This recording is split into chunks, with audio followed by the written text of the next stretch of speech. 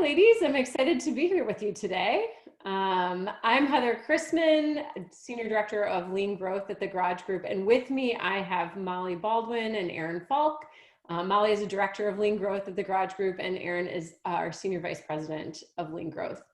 So talking today, we are coming together today to have a conversation around assumption-based development.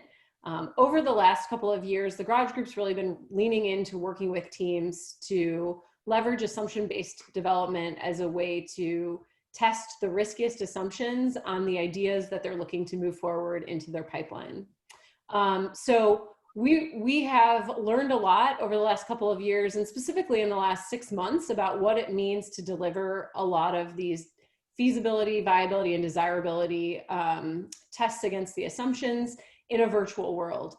And so today we are here to have a conversation around those learnings and are excited to dive in and provide some of our battle-tested experiences with all of you as a way to help you on your own assumption-based development journey. To kick us off, I'm gonna throw it to Molly, who's gonna talk a little bit about assumption-based development, what it is, and why we at the Garage Group have leaned into this as a way of learning more about how best to get ideas refined and tested before we push them further along in their journey in getting to market. Thanks, Heather. So one of the reasons we really love using the assumption-based development approach is it is allowing you to learn on multiple ideas at the same time. So the way that we structure assumption-based development at the Garage Group is identifying all of the assumptions you have about any number of ideas. Typically, we'll run 4 to 6 ideas at the same time. Identifying all of the assumptions that you have about that idea, really grounded in the business model canvas. So once you've gone through the activity of building out your business model canvas, thinking through all of the things that would need to be true about your idea to successfully bring it to market, we have teams then kind of take a step back and say, what are the assumptions we have about these ideas that we need to prove or disprove to continue moving this idea forward? So thinking through a number of different assumptions: desirability, so does your consumer want this? Feasibility, do you have the ability to do this internally? And then viability, are you able to make money on something like this? So by identifying all of the assumptions you have about that idea and building experiments against those assumptions, you're able to move your idea forward in a way that allows you to de-risk it quickly and for a cheaper cost. So what we like to do, our principles of research are really understanding, how much do I actually need to spend on an experiment? What does my base size really need to be? And at the beginning of the process of testing these assumptions, you really don't need to talk to a ton of consumers. You don't need to spend a lot of time building out a prototype. You don't need to spend a ton of money on a study. What you need to do is learn really quick and fast on what that riskiest assumption is that would make or break your idea. So again, this is just a way that we structure how we're experimenting and how we're de-risking our ideas as they get closer and closer to market, and really just put some structure around how you're conducting those experiments. Love that. Thanks, Molly. And hopefully as we push through, we'll provide some examples of what we mean when we say, assumptions, riskiest assumptions around desirability, feasibility, and viability. I think that'll really come to life in the conversation that we're about to have. So let's dig in and really think through. I would love to have a conversation around why it is that we see this as a great tool for our clients and teams to use when they're bringing ideas to life and thinking about what they need to do in order to get them ready to know whether or not they should go to market with them. So would love to hear from you. And Aaron, maybe you want to start with the why. Like, why is this better, and why should teams reframe how they think about these things? Yeah, definitely. So we are at the Garage Group, we always take these startup inspired approaches. And one of them that I think is probably most pressing right now is just why we borrow startup inspired approaches is because startups are tailor-made to add value in times of uncertainty. And almost every single industry right now has been disrupted, not just because of COVID, but just because of changing behavior at the rate that it changes. And has been continually changing. You just can't get stuck with the consumer research results that you fielded last year or 2 years ago. They just frankly aren't relevant. And the people who are keeping a pulse on their consumers and the changing consumer behavior, identifying new opportunities to pivot your business model. Those are all of the organizations that are surviving, or potentially identifying new areas to expand their portfolio, launch new brands or products, and just continue to have a pulse on what's happening, staying relevant to whatever those emerging consumer needs are. So why this assumption-based development process has been so effective, or this approach to de-risking ideas, is because what it allows you to do is to start small, start with low fidelity of prototypes, and build this mounting body of evidence over time. And the idea is that you can take a small nugget of an idea and go learn on it, and then start to use iterative input from consumers to continue to build each of those ideas into something that could be really great and consumer resonant, all the while checking back in to make sure that you, not only were you clear of the problem at the beginning, but you're continually checking in to make sure that you're actually delivering value as you intended every step of the way. But I think that taking a step back and even thinking about what is the biggest hurdle to adoption in this way of working is just that it looks totally different than the traditional idea development process that exists in most big companies. You field a big consumer research study up front, the division of labor is pretty clear, functionally speaking. Marketing or innovation team takes it in-house, tries to figure out what do we have on the shelf from an R&D or product research development side of things, and try to go make something and then put it out in the market. With a lot of folks who have bought into Eric Ries's lean startup methodology, everyone is jumping to let's go build and let's go do a test and learn. And while that's great, you've potentially wasted a ton of effort preparing for some big study, and you just learn that it's not going to work. Whereas if you reframe your mindset, you start small, you think more about managing this portfolio of ideas together, you're able to allow each idea to set itself up for success as much as possible, because the idea is what needs to be true for each of these ideas to have their best chance at success. And then so you almost put them in their own swim lanes and you build different experiment tracks for each idea. And I think, Erin, to your point, like we were talking earlier, I think it allows you to really like put a stake in the ground for a lot of these ideas and say, how are we going to test in a bunch of different directions? All the while learning, right? Like it doesn't mean you can't borrow things from other ideas, but putting a stake in the ground from the beginning and starting to learn on distinct directions is the key in this. And I think that's what we've seen the most success with doing, instead of, going with one idea and pushing it as far forward as you can, like at the same time building really low cost experiments against 6 different ideas and learning quickly with low base sizes with low fidelity. So you're able to understand the potential of a set of ideas versus just moving one idea forward. Yeah. Well, and I think what's interesting is adopting these ways of working become even more critically important. I know we've seen a lot of news lately about how there has never, like, the emergence of startups right now is really booming again, much like it did in 2008.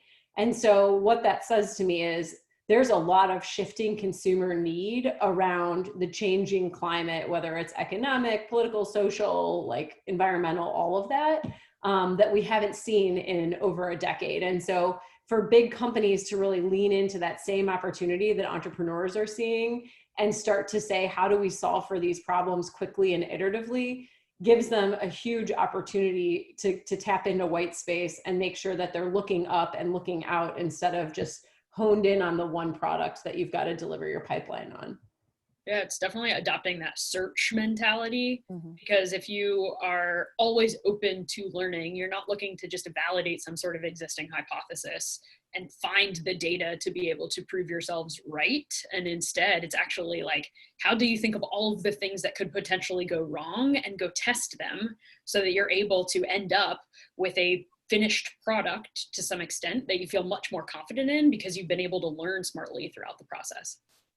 Yeah, I think that's great. Have either of you seen, and I know I've got my own thoughts about the ways in which teams create buy-in in the organization as they're adopting these new ways of working that could be helpful to folks who are like, hey, this sounds cool, but my organization doesn't work that way. Yeah, I think, I mean, first and foremost, I think it depends on how teams are set up for success. Lots of big companies or companies of all sizes are starting to think about developing siloed innovation groups or venture groups or something like that. And a lot of those teams are commissioned just with almost completely open space, no real glide path or prescribed blueprint, but they just have an end objective and they're given a lot of space to be able to go explore. So you see agile teams or you see scrum masters being assigned across industries. A lot of it is really emergent in tech and similar spaces, but you're seeing it a lot more even in CPG and food and bev and traditional manufacturing organizations. But the difference between working on a base business team and a team like that, you almost have a like immediate different set of needs or expectations, because this way of working just requires totally different metrics, different expectations with leadership, to your point. And I think it's much easier when a team sort of has an objective in one of those further out organizations where you're almost expected to think differently. I think it's way easier to get leadership buy-in on something like that than trying to disrupt the current way of working on a base business team, which is where I think we see a lot of angst. So it's definitely, how do you earn your way there? How do you show them the potential, taking small steps forward, recognizing small wins, and almost earning your right?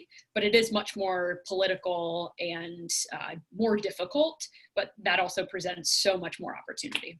Yeah. It's almost And like, go ahead. Sorry. I think once we get into it, the amount of learning we're able to do in such a short amount of time, to me, is always like the real winner, right? At the end of the projects, it's like, man, normally this would have taken us an entire year to get this much data.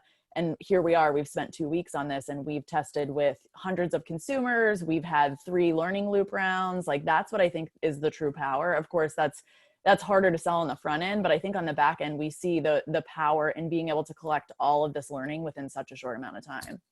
Yeah.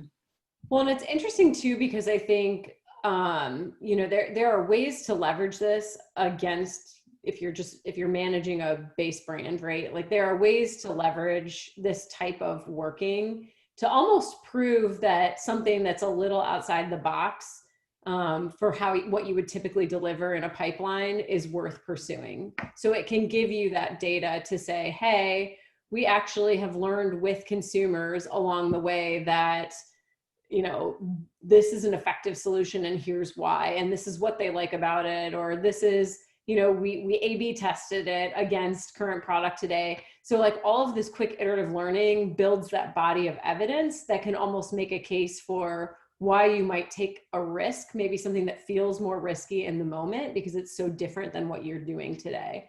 But without that evidence, it's harder to make that case.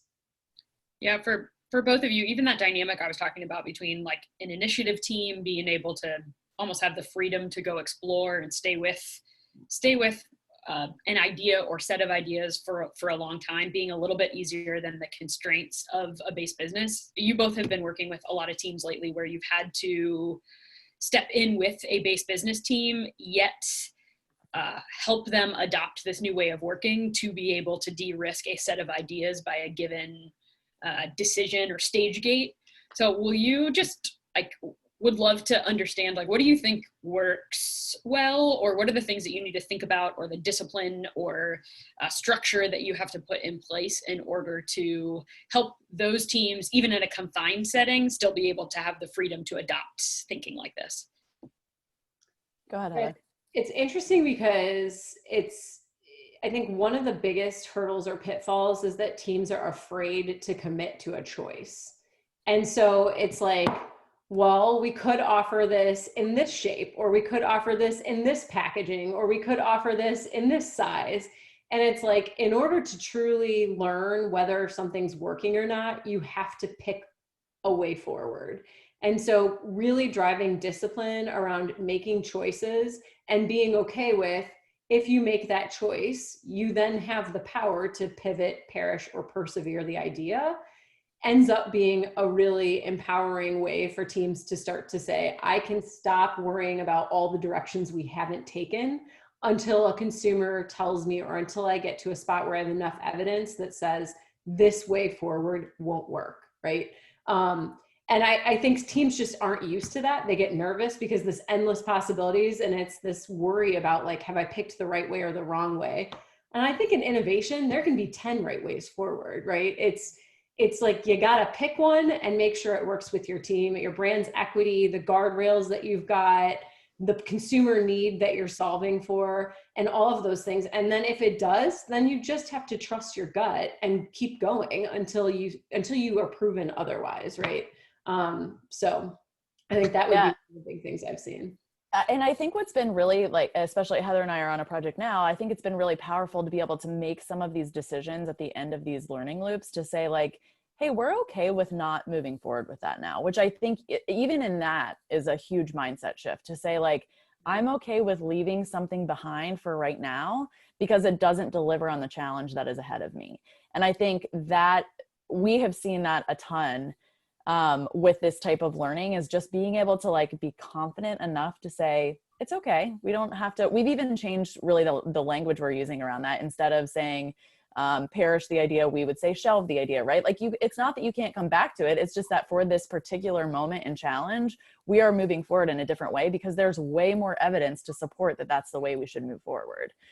So I think even just being able to make that decision is a mindset shift. Well, and it's interesting because you build such a story. So I think one of the powerful things that I've seen actually now in multiple projects that we've leveraged a lot of virtual learning against assumption-based development is when you've built this cohesive story and body of evidence, you almost tell a story that makes that idea capable of living somewhere else in the organization, even if it doesn't end up answering the challenge of that particular innovation project, right?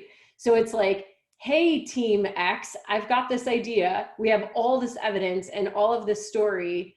We actually think you can pick this up and go with it. And so instead of having a story, right, where you end with one idea and these other three ideas that you are just like letting go, you can say, we've made a case for where this does fit in the organization and who could own it and maybe do it better than we can, which is super powerful, because a lot of times at the end of an innovation, like at the end of coming up with concepts, ideas just kind of sit there if you don't end up doing anything with them. But really taking these further in the process, I think, creates value for the entire organization if you're able to repurpose or, you know, carry that story elsewhere. Yeah. And like, what an amazing handoff that you're not just handing them a Post-it note with an idea on it that you're like, oh, I think this could work for your business. Instead, you're handing them like a much more fully baked idea with consumer evidence behind it, which I think is, to me, that's even more powerful to say like, we don't have to kill this idea, but here's this idea for your business that also has a ton of evidence behind it. And I'll say like one thing, and you guys aren't going to be surprised that this is my shtick on this, but I do think like one of the super interesting things in all of this, and whether or not I've seen teams be successful, is the extent to which leaders in the company are okay with failure. Mm-hmm. And so how do you, like, if you're a leader or if you hope to step into a leadership role one day, how do you say to your team, there is equal value if ultimately we find out that this project is not something we should pursue? That is just as valuable to the organization as coming up with the next best idea. And I think, you know, that empowers and enables teams to really dig into the problem and say, is this solution really answering this brief, right? And are we actually doing what we set out to do, without the fear of, you better have an idea at the end of this or else, right? But that doesn't mean it's lost. Like, that learning goes on and it feeds the organization in new ways. And I think it gives people the opportunity to really be creative and thoughtful and take risks. And ultimately, I think fear is the biggest killer of ideas anyway, right? It makes it so that people feel like they have to do things, and ultimately they end up taking fewer risks. I think this approach in general enables you to get a lot of learning on a lot of things to be able to fail fast. And it's almost like myth bust some things that have existed internally. Like Molly and I learned early on that by asking teams to interview their leaders or understand what the existing hypotheses are in the organization gives us so much power, because as a working team, then coming in and recognizing that, like, if there have been these sound bites in the system, or there have always been these opportunities that have existed, like, let's include it and let's just go run some experiments, because being able to step away and prove that this doesn't work and get everyone on board, you do have to have data. Data is super important. No company is going to make a decision and agree with a recommendation unless it is supported by consumer evidence or market evidence, or doesn't hit the volume forecast or something like that. But you have to have the data. And so this way of working and shifting that mindset and being able to run these experiments against critical assumptions is just so much more empowering, because it enables you to sort of like get all of that out of the way early on, so that you can really spend your time focusing on building out those ideas or strategic directions or whatever you're taking through into assumption-based development. It just gives you so much more power. You know, Erin, as you're talking, it's making me think. So we always talk to teams who have like these vaults of ideas, right? Like they've had hundreds of ideas that they could go back and comb through, and the timing wasn't right or the product wasn't right. And it's interesting because for some teams, right, in the era of COVID, consumer behavior has shifted so much that it's almost an interesting time to go back and say, what problem do we want to solve for, and what ideas have we already come up with that do that? And has the world changed enough that maybe it's time for an idea like this to move forward? So instead of even having to start with ideation from the ground up, you go back to your vault and you say, here are 5 ideas that seem like they solve for this problem really well. We're going to actually run assumption-based tests on this over the next 3-4 weeks, and we're going to figure out what we need to learn and iterate as needed, which is a really powerful way to not be starting back at ground zero, but saying, we've had brilliant brains in here coming up with ideas for the last 5 years. Let's see what there is that might have legs. Heather, I think that's powerful, because even if, when we talk jobs even, and the 4 forces to change consumer behavior, sometimes it's the context that the consumer's living within that is changing. It's not necessarily like this idea got any better or worse, but the way that you're evaluating your existing set of solutions, your current barriers or your existing habits or allegiances just fundamentally may look different. And so you may have opened the door as a brand or a business to be able to allow consumers to accept a solution from you and fire what they're using today in ways that you didn't necessarily expect, or that wasn't true under a different set of circumstances. And I'd argue that allegiances are even rockier today than they ever have been, right? With shortages in grocery stores and everywhere because of COVID, like now is the chance to kind of capitalize on some of those things. Yeah. And I think, you know, Heather, to your point, if you've already got a set of ideas, like a quick round of assumption-based development could help you prove or disprove that that's something you should move forward in this time specifically. So I think it's a super interesting take on that. Yeah. I think so. We've got a couple minutes left. I want to dive into sort of the how, and I'll throw it to you too. But what are some of your favorite ways to test assumptions that you would point teams towards if they're saying, hey, we really want to figure out what are our riskiest assumptions with these ideas around feasibility, viability, desirability, and start testing them? And it would be great to leave folks with some ways forward in terms of how you might test. I can start. So I think we have been working with lots of food and bev and CPG brands lately. So I think this probably falls more into this category. But I think what's really interesting is there are a lot of products already in market that, if Frankenstein together, could look like a totally new product. So I think it's really interesting, especially in the food category, when you're trying to, you know, get around creating a brand new product while maybe food labs aren't open and getting out to consumers. Like, what are some similar products in market that you could use to test with consumers and get feedback on? And that, to me, that provides like such an opportunity for learning on what you could then go create. So I think we've done that a lot lately. I think another really great and easy thing to do is just Facebook ads. Like if you're trying to A/B test a value proposition, it's so easy to mock up a quick Facebook ad and run it over a weekend. We've done that a couple of times, and I think it's been really powerful to just see like behaviorally what do consumers care about. So in a non-recruited setting, what do they care about? What do they want? What are they looking for? How do we validate some of the pain points that we've identified solutions for? Yeah, I think those are probably my top 2 favorite. I think being able to kind of Frankenstein together the food ingredients has been fun, because it's actually like touch, feel, like getting feedback on that I think is really fun. Which you could also do with consumer products, right? I mean, Totally. Yes, absolutely. so much in market Yep. now, and with all the DTC, it's so much Right. easier to get those things. Yeah. Go ahead, Erin. Sorry. No, Molly. So what if people are, because I think those are the things that when we were starting our journey a while back, those are the things that sound sexier, and Yes, those are the totally. things I think the teams like want to jump right to, like, oh, we can go build that, or and yes, it's great to find comps in the market, it's great to invest in Facebook, but sometimes those are tools that you can actually use further down the line for Yep. maybe your second, third, fourth learning loop. Yeah. So what if someone is just at the beginning, like about what are ways that, like Wizard of Ozing or just talking to people, like what about if they like that require almost no money and that people are within their network probably that they can talk to? Yeah. So this is something we encourage every team with. So we just taught a class at a local university. And I think the very first thing I encouraged everyone to do was just talk to consumers. Like, I think that's something that people forget to do. You have a network full of family and friends and personal connections and professional connections that you can talk to that probably fit into a segment that you have, right? So I think it's interesting to there's a really amazing book called Talking with Humans by Gift Constable.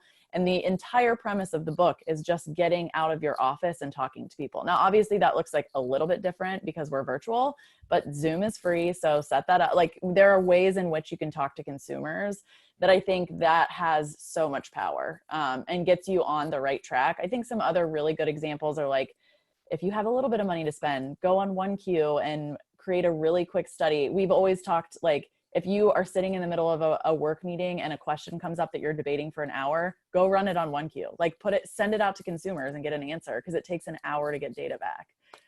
So I think there are some really awesome virtual tools, but again, I think just going back to talking to your consumers, like, early and often, is going to lead to the greatest success with any idea that you're putting forward.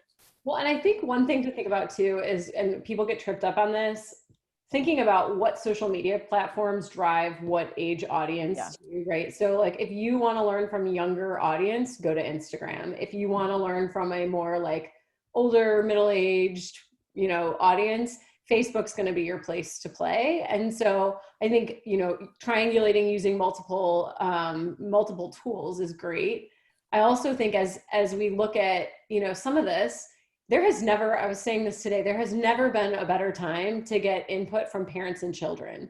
So if you think about tapping a network and just doing something like a Zoom call with a parent and child, or with just a parent or just a child, to really get at learnings around the ideas that you've got, you can get a ton from just showing them a mock-up of the product and getting their gut reaction too. Cool. Yeah.